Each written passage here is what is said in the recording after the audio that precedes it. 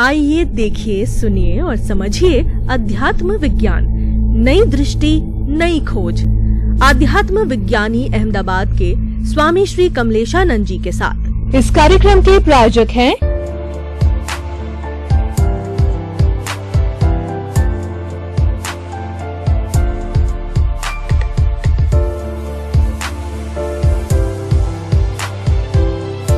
स्वामी जी नमस्कार।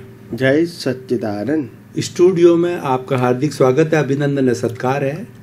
भाई और बहनों, दर्शक श्रोतागण, आज हम कितने प्रसन्न हैं, खुश हैं, आनंद मना रहे हैं और आपके चेहरे पर कितनी प्रसन्नता है, क्योंकि आपको समाधान मिल रहा है। आपके जीवन की गुत्थियों का बिना कोई खर्चा किए, बिना किसी उलझन में जाकर के, बिना किसी भी बहुत बड़े क्रिया कांड करके, यंत्र मंत्र तंत्र करके जो कि दुनिया में चलते हैं, आपको समाधान मिल रहा है। आपकी चेहरे की प्रसन्नता बता रही है।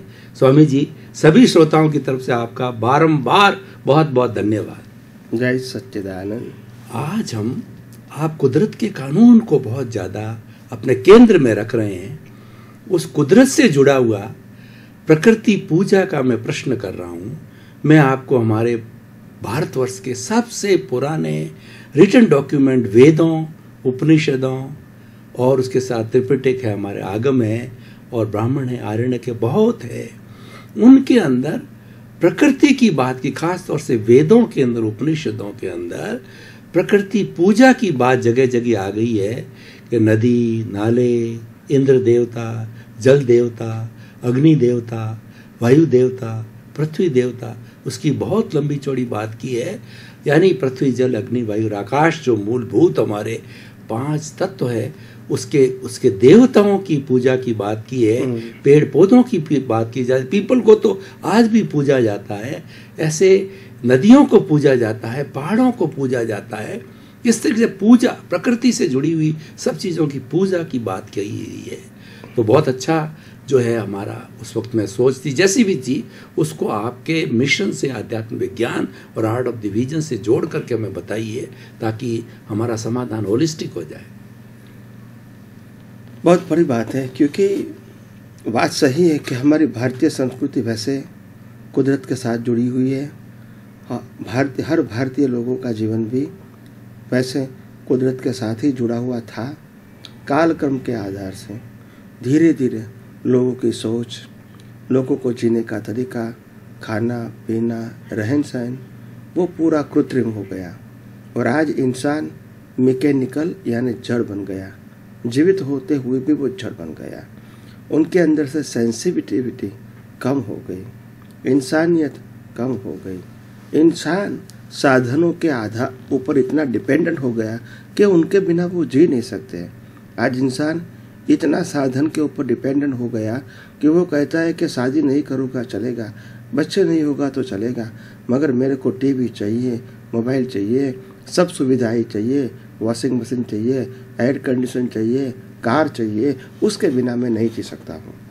तो लोगों की सोच आज बदल गई है और इसीलिए ज़्यादातर लोग आज भारतवर्ष के अंदर और पूरे विश्व के अंदर धीरे धीरे मानसिक कमजोरी के शिकार हो रहे हैं, डिप्रेशन के शिकार हो रहे हैं और उनकी जो क्षमता होती है, एक आत्मविश्वास होता है, एक उल्लास होता है, एक उत्साह होता है, वो पूरा जीवन डिस्टर्ब हो गया और जैसे मर के जी रहे हैं ऐसे लोग जी रहे हैं। दिन दिन एक एक निकाल रहे हैं, उसमें उमंग, उत्साह और आनंद नहीं दिखाई देता है। क्यों? क्योंकि उसका आधारित जीवन जो है वो जड़ के साथ जुड़ गया। हालांकि हमारी संस्कृति के अंदर लोग कहते थे सुबह उठते ही भगवान को याद करो, सूर्य नारायण का दर्शन करो, आकाश को देखो, कुएं में से पानी भरो, नदी के अंदर स्नान करने के लिए जाओ, फिर मंदिर में जाओ तो रास्ते में पेड़ पौधा होता है, उसमें से अच्छे अच्छे गुलाब निकाल के भगवान को लगाओ, भगवान को चढ़ाओ। ये हमारी संस्कृति थी।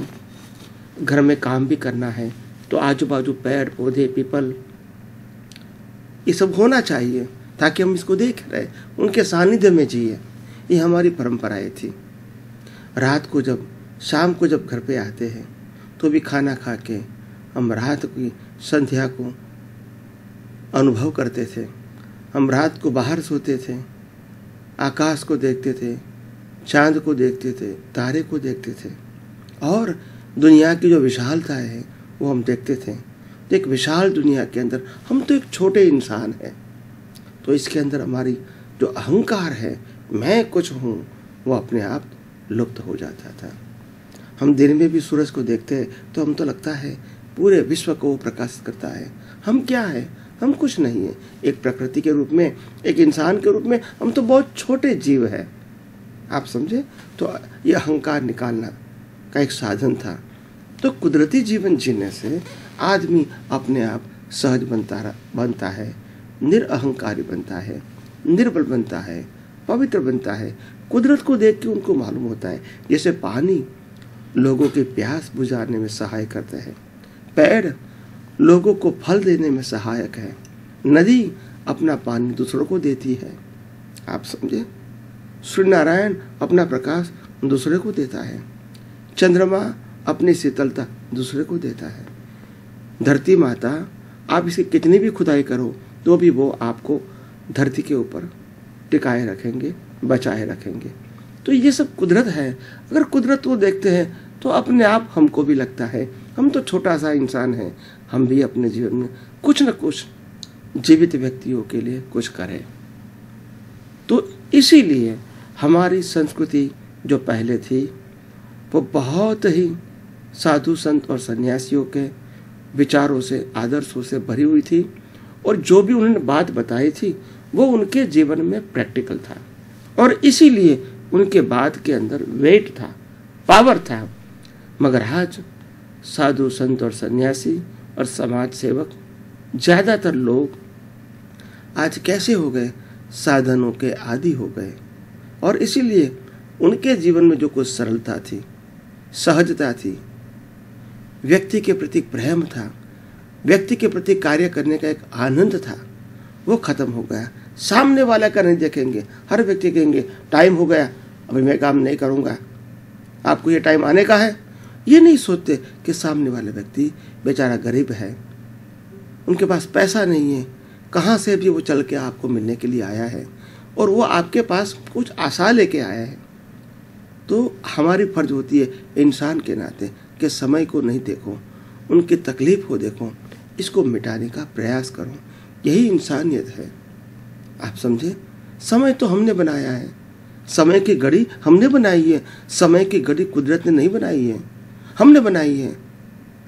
व्यवहार के लिए समय की मर्यादा होना जरूरी है, मैं मना नहीं करता हूँ, मगर उसका मतलब ये भी नहीं है कि समय के माध्यम से हम अपने इंसानियत को खो बैठें।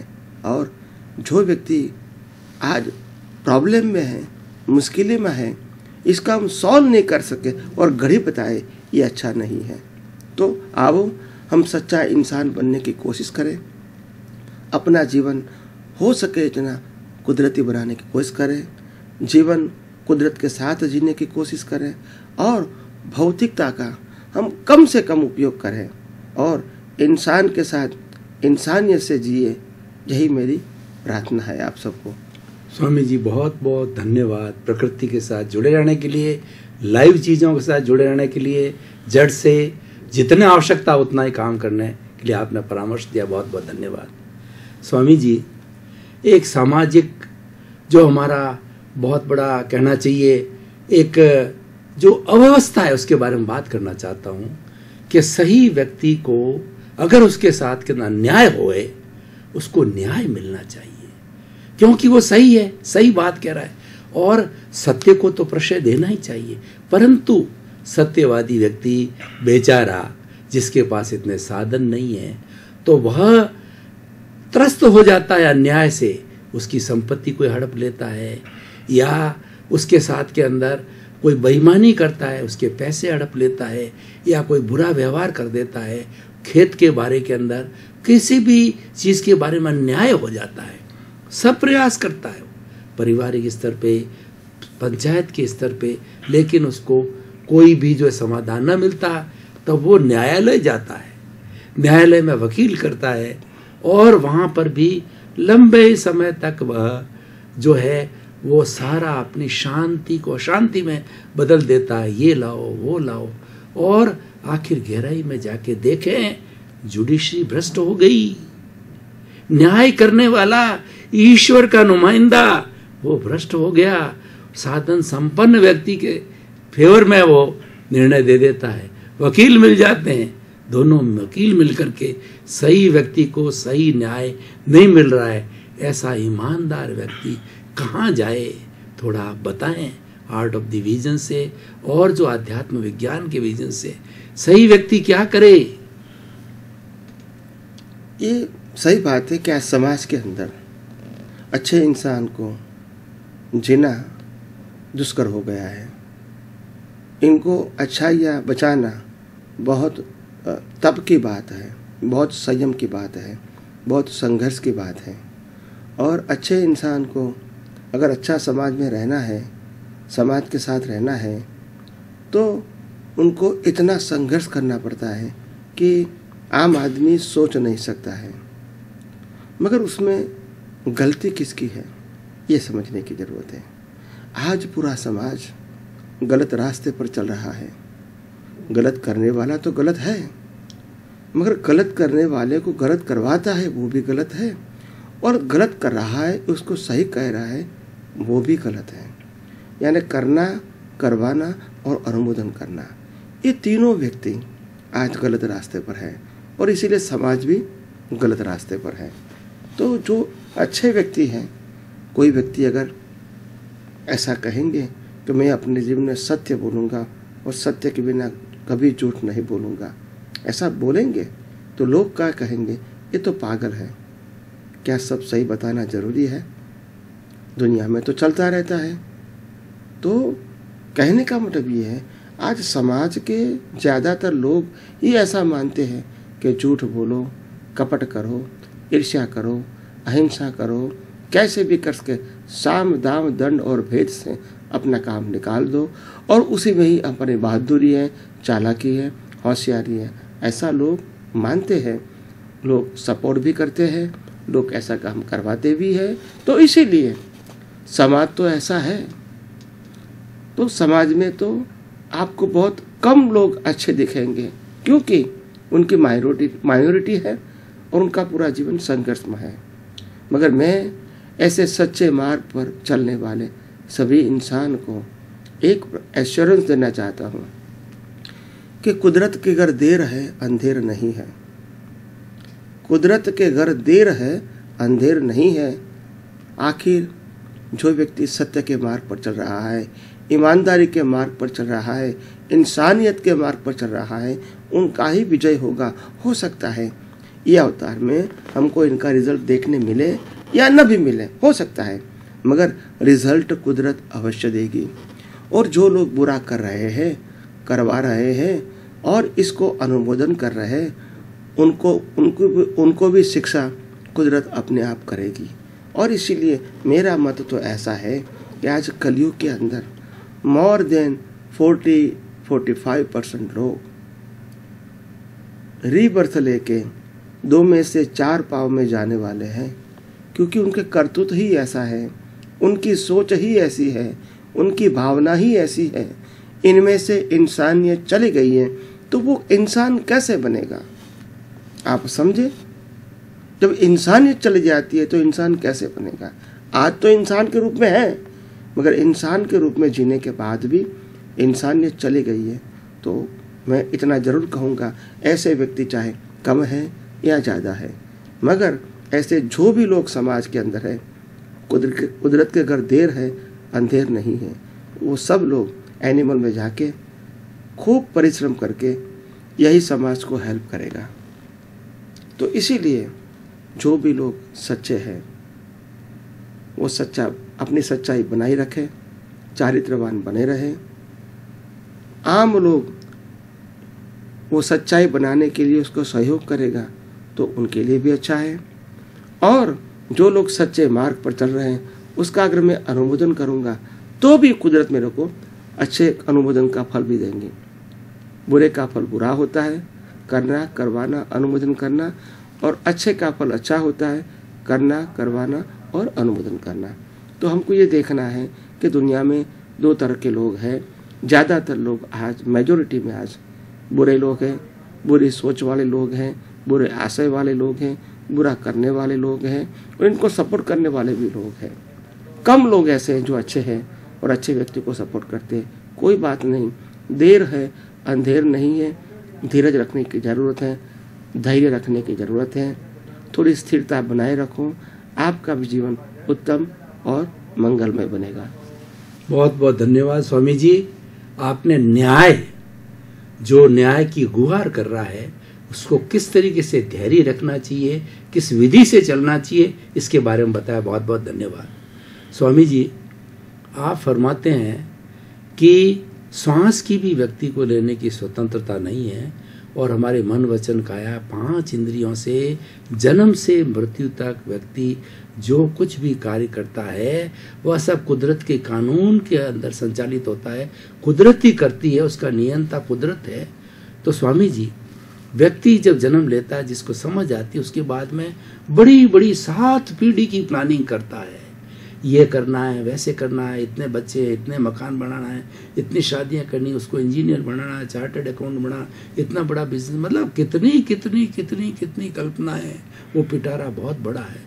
जब इतना सिंपल सा नियम है तो व्यक्ति इतनी क्यों करता है कल्पनाएं और इतनी क्यों प्लानिंग करके उसके अंदर ही सारी अपनी शक्ति को खपा लेता है और जो करना चाहिए वो करता नहीं है, भूल जाता है। ये बड़ी एक विषमता है। स्वामी जी, हम जैसे ऐसे जो लोग भटक गए हैं उन लोगों को थोड़ा परामर्श दीजिए कि क्या प्लानिंग करनी है, जीवन की प्लानिंग के बारे में बताइए ताकि एक सही दृष्टि मिल जाए। देखो, जीवन का प्लानिंग तो ऐसा है, काफ़ी सिंपल है कि हमारी सोच जो है वो कैसे भी कोई भी संजोग के अंदर मानवता के लेवल से गिरनी नहीं चाहिए, नंबर 1। नंबर 2, हमारे जीवन में धार्मिकता बनी रहनी चाहिए, भौतिकता ज़्यादा नहीं बनी जानी चाहिए। भौतिकता हमारे जीवन के ऊपर बहुत प्रभाव नहीं डाले मगर धर्म प्रभाव डाले। और तीसरी बात है, हम इस दुनिया के सनातन सत्य को समझने की कम से कम कोशिश करें ताकि हम भी महान पुरुषों की तरह जन्म मरण और कर्मों के बंधनों से मुक्त होकर अपना सनातन सुख, सच्चा सुख, शाश्वत सुख, चैतन्य सुख प्राप्त कर सके और अनुभव कर सके। तो इसीलिए आगे जाने के लिए हमारी सोच को बदलनी पड़ेगी, हमारी दृष्टि को बदलनी पड़ेगी। जैसी दृष्टि वैसी सृष्टि।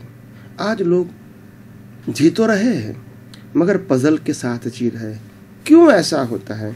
हर अच्छे इंसान को लगता है क्या मैं अच्छा कर रहा हूँ तो वो सही मार्ग पे हूँ, क्योंकि समाज के अंदर मेजॉरिटी गलत काम करने वाले लोगों की है। तो इसीलिए जो अच्छा करने वाला है उसका मन भी डिग जाता है, घूम जाता है, फिर जाता है। शायद उसके मन में भी बुरा काम करने का विचार आते हैं। आखिर वो सही नहीं है। आपके अंदर जो कुछ अच्छाई है वो अच्छाई आप बने रहो। भावना ऐसी करो कि हे परमात्मा, मेरे को एक ऐसी शक्ति दो ताकि मैं हर अवस्था के अंदर संभाव में रहूं, हर अवस्था के अंदर मेरे अंदर इंसानियत बनी रहे, हर अवस्था के अंदर मैं कुदरती जीवन जीने की कोशिश करूं और हर अवस्था के अंदर मैं भौतिक चीज़ों से हो सके इतना दूर रहूं और सरल सहज जीवन जीने का प्रयास करूं और हो सके तो परमात्मा की, खुद की या आत्मा की खोज करने का प्रयास करूं, नैसर्गिक जीवन जीने का प्रयास करूं। यही आप भावना करते रहोगे, प्रयास करते रहोगे, प्रार्थना करते रहोगे, आगे आगे आपको रास्ता कुदरत अवश्य दिखाएगी। स्वामी जी, बहुत बहुत धन्यवाद। इतना सरलता से इतने बड़े गहन प्रश्न का सीधा सपाट उत्तर हर व्यक्ति पालन कर सकता है। स्वामी जी, आप कहते हैं कि मैं शुद्ध आत्मा हूँ, केंद्र के अंदर जपा जप शुद्ध आत्मा का चलता रहना चाहिए। इसके साथ जो जुड़े हुए घटक है, कौज, कर्म बीज, कर्म फल, कर्म परिणाम, ये क्योंकि हम कहते हैं कि as you sow so will you reap, जैसा कर्म करोगे वैसा फल मिलेगा। जैसे कॉज डालोगे वैसे इफेक्ट मिलेंगे। और हम कई बार बहुत ओपिनियन दे देते हैं किसी के बारे के अंदर, धारणा बना देते हैं। तो ये सब चीजों से जुड़े हुए प्रश्न एक दूसरे से, इनका एक पूरी प्रक्रिया को आप समझाइए ताकि कि हमारा जो वर्तमान का जो जीवन है वह सही सोच के साथ में हम इसको जी सके। हमारा बाह्य जीवन तो अभिप्रायों से भरा पड़ा है। हर व्यक्ति को हर फील्ड के अंदर एक अपनी सोच होती है, एक अपना ओपिनियन होता है और उसी दृष्टि से वो इस अवस्थाओं को देखता है। ज्ञानी पुरुष क्या कहता है? हमारी सोच को बदलो, हमारी दृष्टि को बदलो। क्या बदलना है? हमको जो दिखता है क्या वो सही है? हमको जो दिखता है क्या वो अच्छा है? हमको जो दिखता है क्या वो मानवता को, इंसान को आगे ले जाने का रास्ता है? नहीं है तो समझ लेना हम सही रास्ते पर नहीं हैं। तो समय की मर्यादा के अधीन मैं यही कहूँगा अंत में कि आप सब लोग आगे बढ़ने के लिए खुद सोचो। जो चीज़ में अच्छाई नहीं है, भलाई नहीं है, प्रगति नहीं है, इंसानियत नहीं है, उसको हमको फॉलो नहीं करना है। अगर शक्ति मांगनी है तो परमात्मा के पास मांगो और आगे बढ़ो। भाई और बहनों, दर्शक श्रोतागण, हमारा ये बड़ा एक गहन प्रश्न था, उसका हम समाधान अभी नहीं जा पाए क्योंकि समय की अल्पता है। इसको हम अगले एपिसोड के अंदर लेंगे। तो दर्शक श्रोतागण, भाई और बहनों, आपको आनंद आ रहा है, आपके जीवन की गुत्थियों का समाधान मिल रहा है, बहुत सरल तरीके से समाधान, किसी भी तरह का यंत्र मंत्र तंत्र नहीं करना है, मात्र सही दृष्टि को अपनाना है ताकि सही दृष्टि का निर्माण हो सके। आपके जीवन से संबंधित कोई भी समस्या हो, उस समस्या को हमारी ईमेल आईडी sohan.tater@gmail.com पर डाल सकते हैं, आपको दिए गए मोबाइल नंबर पर डाल सकते हैं। आपकी सारी समस्याएं स्वामी जी के पास जाएगी। स्वामी जी क्या करेंगे? सनातन सत्य और कुदरत का कानून, इसके बाहर नहीं जाते। इन दो चीजों के माध्यम से विश्व की कोई भी समस्या का समाधान आप देते और दे रहे हैं, आप भी सुन रहे हैं। स्वामी जी, आपका बहुत बहुत धन्यवाद। स्टूडियो में आपकी बहुत कृतज्ञता, नमन आपके प्रति, और आपने हमारा जीवन धन्य किया। सभी श्रोताओं की तरफ से मैं आपके प्रति बहुत बहुत जो है वो कृतज्ञता ज्ञापित करता हूँ। जय सच्चिदानंद। आइए देखिए, सुनिए और समझिए अध्यात्म विज्ञान, नई दृष्टि नई खोज। आध्यात्म विज्ञानी अहमदाबाद के स्वामी श्री कमलेशानंद जी के साथ। इस कार्यक्रम के प्रायोजक हैं